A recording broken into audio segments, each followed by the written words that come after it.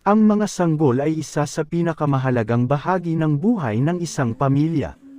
Ang isang sanggol ay madalas na itinuturing na biyaya at nagbibigay ng kasiyahan at kaligayahan sa kanyang mga magulang. Sa kanyang unang buwan ng buhay, ang isang sanggol ay naglalakbay sa mga napakalaking pagbabago sa kanyang buhay. Mula sa pagkakaroon ng magagandang balat, mahimbing na tulog, at magandang pakiramdam, ang mga sanggol ay tunay na mga bida sa kanilang mga pamilya. Kailangan ng mga sanggol ng maraming pagmamahal, pangunawa, at malasakit mula sa kanilang mga magulang. Sa ganitong paraan, sila ay magiging mas malakas, mas malusog, at mas masaya.